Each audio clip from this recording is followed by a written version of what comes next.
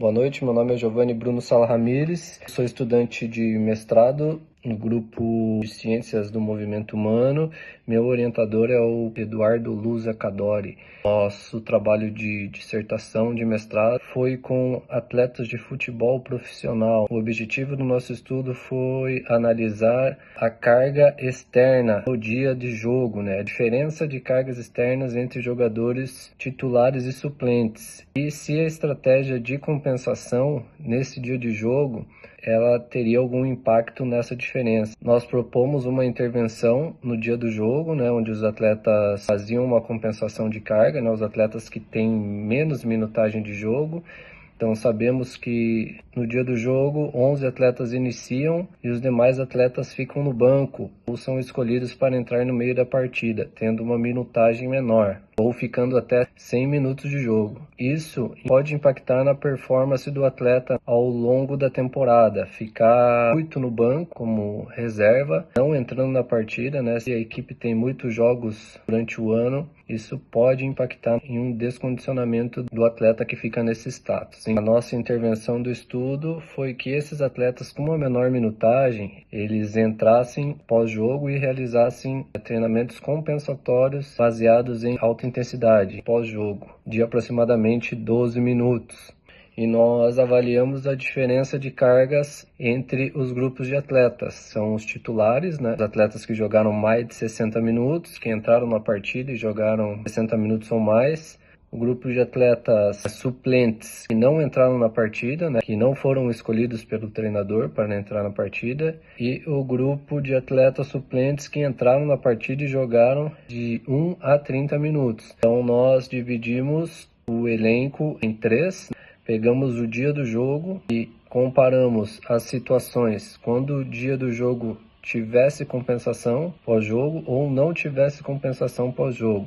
Foram avaliados aproximadamente 68 jogos, 33 desses jogos teve a compensação no final do jogo e o restante dos jogos não teve a compensação no final do jogo. A partir daí a gente fez uma análise estatística e comparamos os grupos e as situações. Os resultados nos mostraram que existe uma diferença de cargas absolutas entre o grupo de atletas, principalmente quando não realiza a compensação. Então, existe uma diferença percentual grande entre G1, que são os atletas titulares, que jogaram mais de 60 minutos, contra os outros dois grupos, que são o G2, os atletas suplentes, que não entraram no jogo, e o G3, que são os atletas suplentes que foram escolhidos para entrar no jogo. Então essa diferença é grande quando não foi realizada a compensação de carga imediatamente após o jogo. E quando foi realizada a compensação de carga imediatamente após o jogo, com os grupos G2 que não entraram na partida e o grupo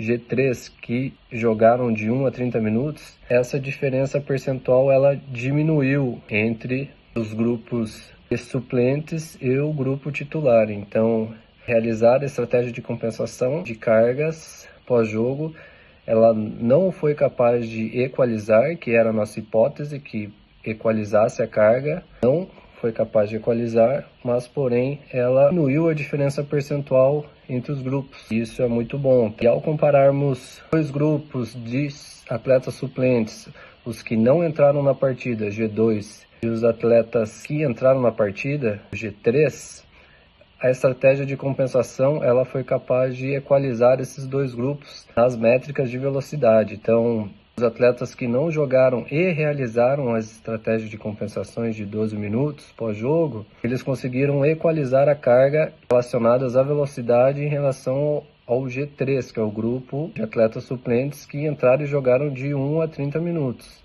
E ao relativizarmos essas métricas, então a gente pegou todas essas métricas e relativizamos pelos minutos da atividade e pela distância total percorrida.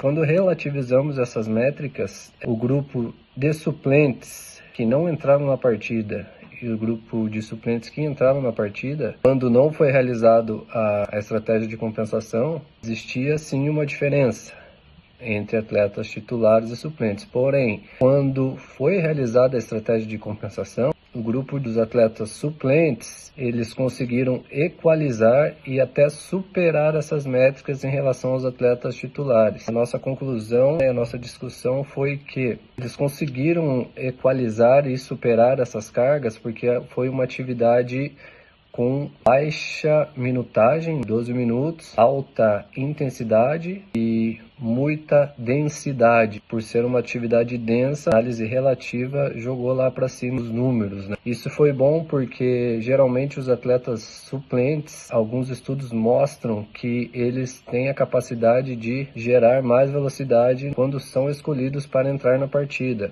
em relação aos atletas titulares. Então eles realizam atividades mais densas, realizam uma carga mais densa dentro do jogo. E em relação à carga absoluta, quando os suplentes realizam essa compensação de carga, excelente, porque eles fazem a manutenção da capacidade de velocidade, e isso pode prevenir um descondicionamento e prevenir lesões.